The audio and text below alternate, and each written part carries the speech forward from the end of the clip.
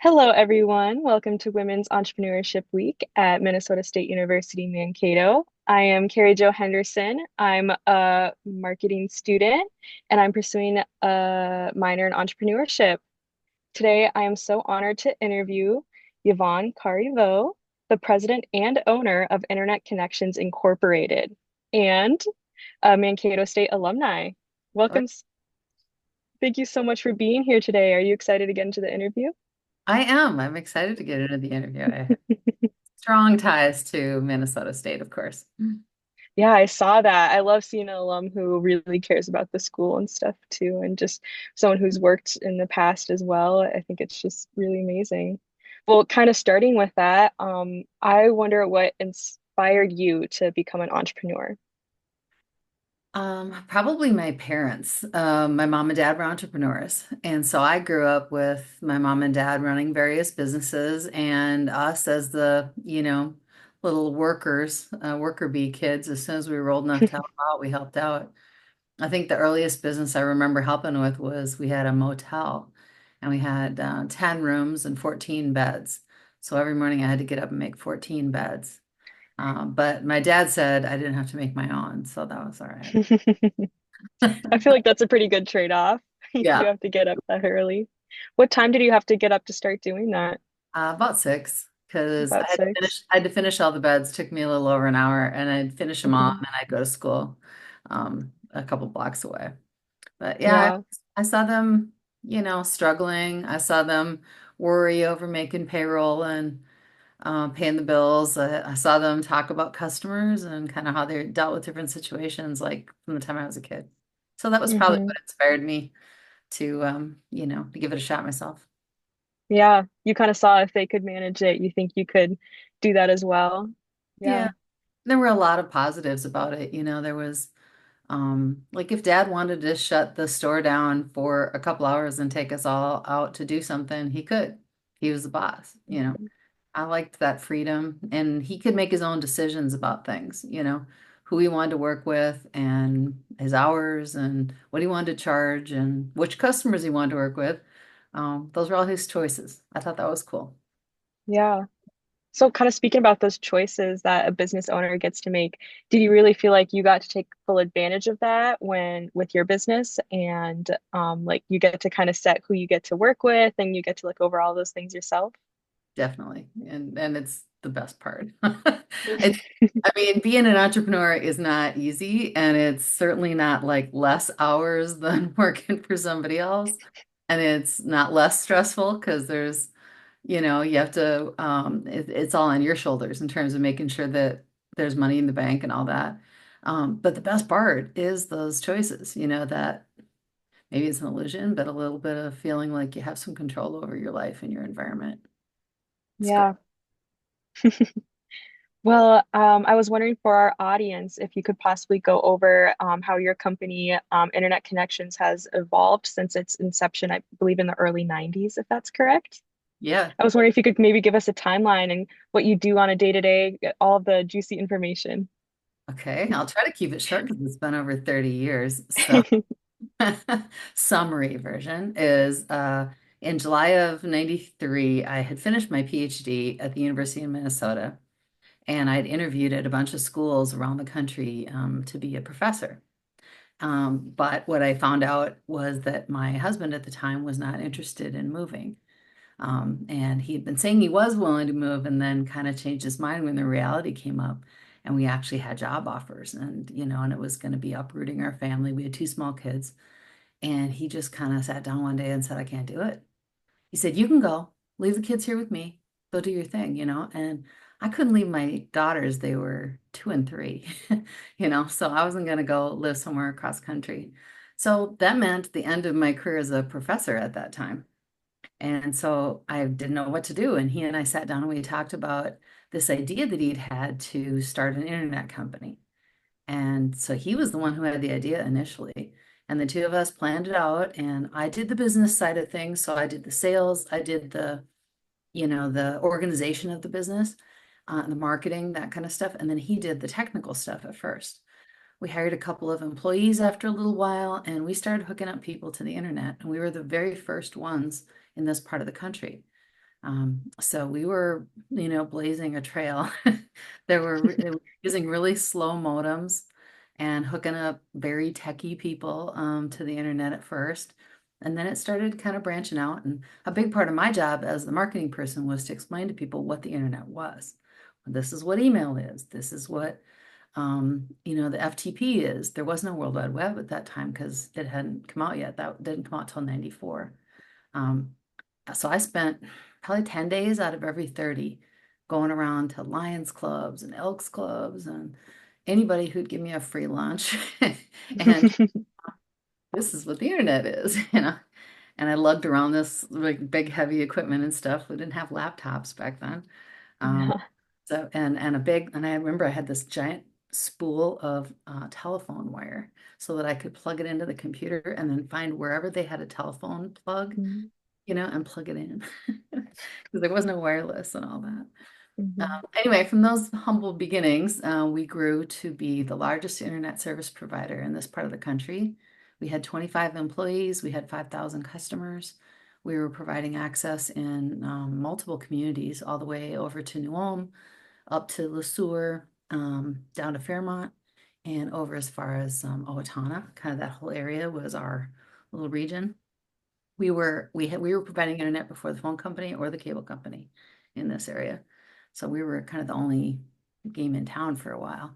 We Mhm. put up schools. I was super excited about that because by that point my kids were elementary school kids, and I loved the idea that our kids, that this next generation of kids would be able to talk to people around the world, super easy, and it wouldn't be, we wouldn't be so isolated. And so I Mhm. thought that was really neat. Um, anyway, the company grew in 2001 was the first major change. My husband and I got divorced, and he sold me his part of the company, so I took it over. We kind of changed our focus too at the time and got a little bit more into websites than connectivity because the phone companies, cable companies were coming up. And I realized that there was more profit in the website development. So we kind of shifted that direction. And then in 2017, I was offered the opportunity to go back to my first love, which was teaching at a university. And Brenda Flannery came to me over coffee and asked if I might be interested in starting a Center for Innovation and Entrepreneurship. And I was super excited. I went home from it just thinking, how am I going to do this? I have a company over here, but I really want to do this. And at that point, I had 8 employees and, lots of customers, some over 250 customers that we were hosting websites for. So I couldn't just like close the doors. But we've figured it out. I sold a portion of the company to Lime Valley Advertising. They took over taking care of a bunch of the customers, leaving me with just a small group that I couldn't hand off to him. So it was an interesting thing. Not a lot of companies do. I didn't sell the whole company. I just sold like this piece of it. And in 2001, when I sold to Dale, I also sold to Hickory Tech. So I sold off all the internet access part. So twice in the history of my company, I've sold off a piece of the company, but then I was still able to keep what I wanted, um, which you don't really hear about a lot, but it is definitely a viable thing you can think about doing. Kind of grow your business. And then if there's distinctive parts to it, you can sell off parts but still keep the part you want and then keep going forward. And that's what I've done twice now. So 2017, I came to work at the university and we started the Center for Innovation and Entrepreneurship down at the Hubbard Building. I did that for 4 years. COVID hit. I really didn't like teaching online very much. I did it and it was fine, but it wasn't quite the same as being in the room with the students and especially for entrepreneurship. There's Mhm. just like a vibe and an energy that, people that are into it, have, and you get that when you're all together and you kind of can riff off of each other. And that doesn't, work very well in a online sort of a situation. So I went back to running my company and I've been back to being an entrepreneur and I still talk to a lot of my students. No, we stayed in touch on LinkedIn and stuff. Yeah, I mean, that's why I like the business and honestly our entrepreneurship program so much too, is you just meet so many people and you get to keep that network and keep it going through. And there's just so many opportunities. And what's really cool about hearing your story, especially, is like you had that, I can just use the word freedom again, to keep the parts of your company you just wanted to keep working with. And that is like so inspiring to know how much your company grew and yet you still get to be a part of it and keep the things that, you really care about with it as well. Mhm. Um, when you shifted initially to more going for website, did Mhm. you realize how big of a thing that would become eventually going into the early 2000s? You kind of could see the trends going that way too. Yeah. I mean, people have asked me that before too. Both me and Dale, the person I started the company with in 93, was, did you realize how big the internet was going to be? We did. I mean, we Hmm. used to, I have notes and I have old things from 1993 where we talked about someday people are going to have the internet on their wrist. Well, now we do. Yeah. And we talked about how we were going to have, we call them PDAs, personal data assistants, that people are going to have something like that, kind of like in Star Trek, right? Where you carry around your tricorder. Hmm. So they're gonna have stuff like that. And we didn't really realize that it was gonna be phones also. But yeah, we talked about all that stuff. And early on in 94, I built the very first website for a city, for the city of Mankato, in the state of Minnesota. And I built the very first newspaper website for the Mankato Free Press. And for both of them, I told them, this is the future. This is what everybody's going to be doing. You guys need to be there early. And they both went for it and let me build them websites. Yeah. So when students are in class and they learn about innovators, early adopters, and like early majority, that's really true. And we can definitely see the innovative spirit within you, and just calling that, you can just see kind of what's going to happen as Yeah. well. That's really amazing. I'm a bit of a futurist. I read a lot of science fiction. Um, I really like popular mechanics. Like if you want to kind of predict the future, read magazines like Popular Mechanics and Scientific American, stuff like that, right? Read stuff that's in the hard sciences, but where they package it so that we can understand it, and you'll Hmm. get an idea of something that's going to be coming down the pike that you can take advantage of and think about. What a great piece of advice. Oh, I'm definitely going to have to start doing that. I love going through magazines to see what people are doing too, especially in the marketing field as well. So that's a Yeah. really good tidbit right there to. Popular mechanics is super cool. They're always like, oh, here's this new invention, that this guy came up with. And sometimes they don't go anywhere, but lots of times they do. And Mhm. Scientific American's a little more researchy, but it's very interesting. Yeah, I love that piece of advice. Talking on that sort of thing too, I'm sure over all the students you've had over your career and just people you've helped mentor and guide through their different careers, I'm sure you get this question a lot, but I think it's so important, is if you just have like one piece of advice to give young entrepreneurs or people who really aspire to work in creating their own business and generating new innovative ideas, what's one piece of advice you would give someone? Go for it. Just don't let you and your own worries about being able to do it be the biggest hurdle, because it usually is. Like that's the biggest hurdle we all have, right? Is that we churn in our own heads and go, "Oh, I don't know if I'm good enough to do this. Oh, maybe I'm not smart enough to do that." You can do it. Just get out there and try. And if you don't, if you don't, like have huge success the first time, so we weren't all great dancers the first time we got on the dance floor. We're not all great horseback riders the first time you get on a horse. Just go, okay, fine. Dust yourself off. All right, what's the next thing? That didn't work. Let's figure out something else. That's a real, that's a real recipe for success, is just be resilient, and just go for it. And then if it doesn't work, go, all right, fine. Don't internalize it. Like, it's not about you. It's not like you're a bad business person or you're not smart enough or something. That's what we do, is we tend to like talk ourselves into thinking that whatever failures we have are because there's something wrong with us, and that's just not true. It's just not true. I'm looking back at it now, and I'm over 60 now. So as I look back at this stuff, I realize how many times I talked myself out of things that I could have done that would have been awesome. So that's my best piece of advice. Don't What a talk, great piece of advice. just go for it, be brave, you know. Don't be foolish. Do your research, but go for it. Wow. I love that piece of advice. It honestly, it reminds me of like being in sports and coaching too. I mean, as much as it's a physical thing where you have to, practice and build that, like build your muscle and stuff, you also, it's 90% a head game and you just have to believe in yourself and think you can go for it. And how Totally. similar entrepreneurship is to that is fun as well. It's true for almost everything in life, like you have to believe in yourself and you have to keep believing in yourself and having faith. That doesn't mean you go along blindly saying, I'm the greatest in the world every time, even though you're making mistakes. Learn from your mistakes, do your research, be diligent, right? Work hard, but just keep moving forward and you'll be fine. Wow. You will be fine. I I've seen think, a lot of books through life, that the successful ones and the not so successful ones, and most of the people I know that weren't successful, they just gave up.